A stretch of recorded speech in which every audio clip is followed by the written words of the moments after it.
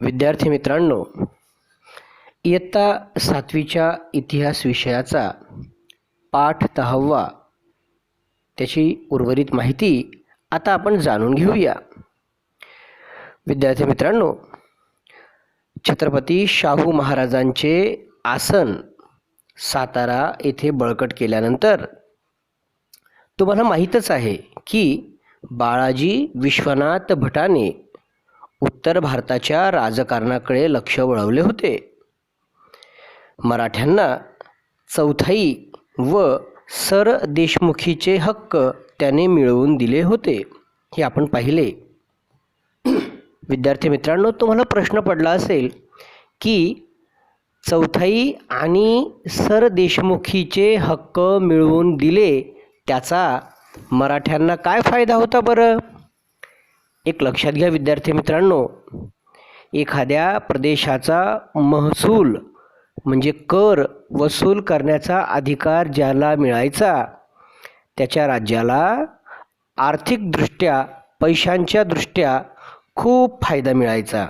आपल्या मराठ्यांच्या राज्याला चौथाई आणि सर देशमुखी वसुलीमुळे खूप फायदा झाला, हे तुम्ही लक्षात घेतले पाहिजे. विद्यार्थी मित्रांनो, बाळाजीचा मृत्यू झाल्यानंतर त्याचा जो मोठा मुलगा होता त्याला बाजीराव पहिला असे म्हटले जायचे. छत्रपती शाहू महाराजांनी पहिला बाजीरावाला पेशवा केले. या बाजीरावाला पेशवा केल्यानंतर त्याने 20 वर्षांच्या आपल्या पेशवेपदाच्या काळामध्ये मराठ्यांच्या सत्तेचा विस्तार भारतभर केला, हे आपल्याला समजून घ्यावे लागेल. या पहिल्या बाजीरावामुळेच महाराष्ट्रात होळकर कुटुंब, शिंदे कुटुंब, गायकवाड कुटुंब, पवार कुटुंब अशा कुटुंबाचं सरदार घराणं नावारूपास आलं, पुढे आलं. म्हणजे बाजीरावाने होळकर, शिंदे, पवार, गायकवाड अशा सरदारांना संधी दिली, त्यांना सरदारकी गाजवण्याची संधी त्यांनी प्राप्त करून दिली.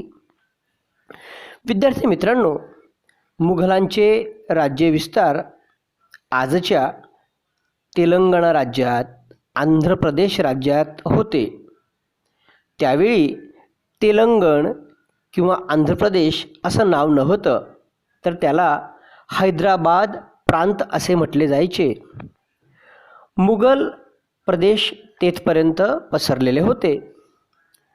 या भागाला दख्खन म्हणजेच दक्षिण असेही म्हटले जायचे.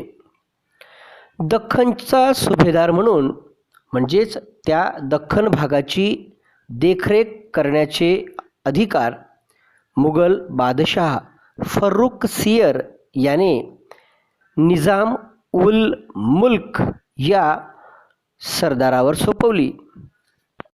फर्रुखसियरने निजामला दख्खनचा सुभेदार म्हणून जबाबदारी सोपवल्यानंतर हा निजाम उल मुल्क मात्र स्वतंत्रपणे कारभार करू लागला. म्हणजे मुघल बादशहांनी जे काही आदेश दिले असतील, तो त्या आदेशांना पाळायचा नाही, त्यांचं पालन करायचं नाही. हे तुम्हाला मी काही घटनांवरून समजावून देतो.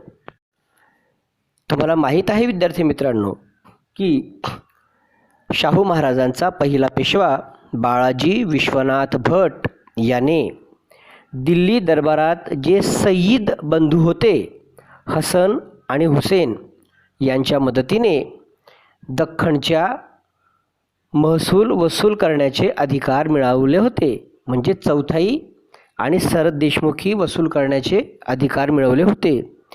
या अधिकाराला या निजाम उल मुल्कने विरोध केला. तो ते अधिकार मानायला तयार नव्हता. त्याने सांगितले की दख्खनचे सरदेशमुखीचे आणि चौथाईचे वसुलीचे अधिकार मी माझ्याजवळ ठेवेन. आणि एवढेच नव्हे तर या निजाम उल मुल्कने मराठ्यांचा जो पुणे परगणा होता तर पुणे परगणावर त्याने हल्ला केला आणि पुणे परगण्यातील काही गावं जिंकून घेतली. आता तुम्हीच सांगा, मराठे हे सारं बघत बसणार होते का? तर अजिबात नाही. बाजीरावाने काय केलं? बाजीरावाने त्याला युद्धाचे आव्हान दिले. औरंगाबाद जवळ पालखेड येथे एक गाव आहे. त्या पालखेड गावी निजाम आणि बाजीराव यांच्या सैन्यामध्ये युद्ध झालं, लढाई झाली आणि त्या लढाईत निजामाचा पराभव बाजीरावाने केला, मराठ्यांनी केला. निजामाचा पराभव केल्यानंतर मग निजामाने मान्य केले की हो, तुम्हाला मुघल बादशाहांनी चौथाई आणि सरदेशमुखी वसूलण्याचे जे अधिकार दिले आहेत ते मी मान्य करतो. या घटनेनंतर पहिला बाजीराव शाहू महाराजांना भेटला आणि त्याने सांगितलं की महाराज, मुघल बादशहा म्हणजेच मुघल सत्ता कमकुवत झालेली आहे. आपल्याला या संधीचा फायदा घेऊन उत्तर भारतामध्ये मराठ्यांच्या सत्तेचा विस्तार आपल्याला करावा लागेल.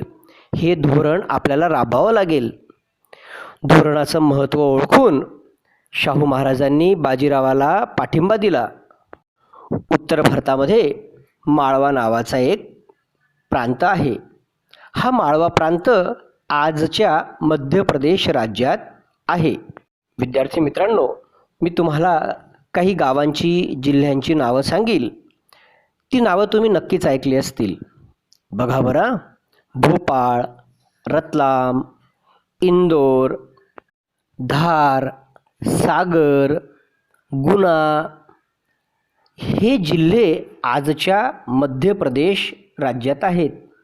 या जिल्ह्यांचा मिळून जो प्रांत त्या काळी तयार व्हायचा त्याला माळवा असे म्हणायचे. म्हणजे पुन्हा एकदा सांगतो, आपल्या नंदुरबार जिल्ह्याच्या शेजारीच म्हणजे नंदुरबार जिल्ह्याच्या सीमेवर एक प्रचंड मोठी नदी आहे. त्या नदीला म्हणतात नर्मदा.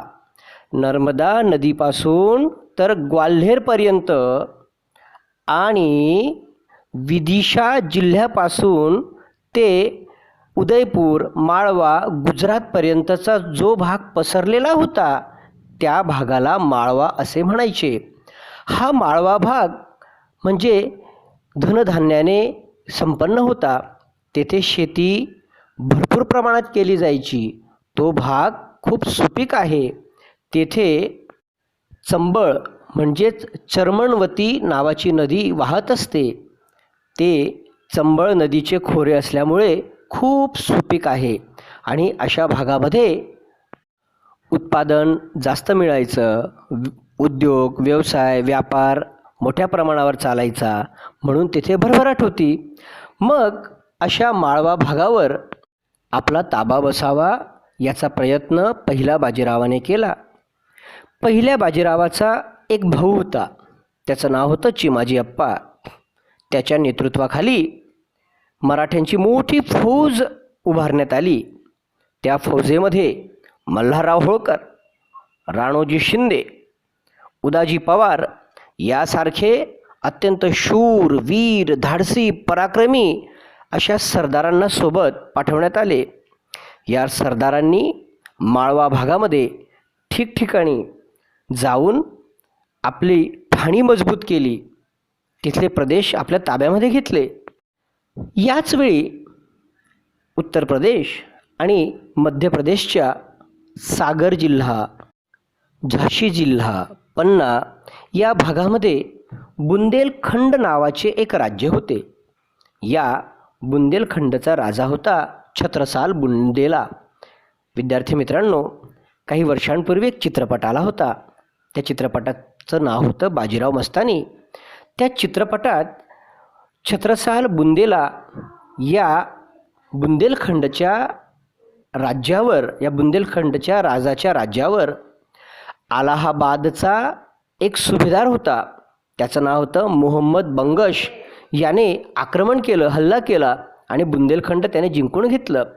यावेळी त्या चित्रपटातून आपल्याला एक ऐतिहासिक गोष्ट अशी समजते की छत्रसाल बुंदेलाने बाजीरावाची मदत मागितली होती आणि बाजीराव मोठं सैन्य घेऊन छत्रसाल बुंदेलाच्या मदतीला गेला आणि मोहम्मद बंगशचा त्याने पराभव केला.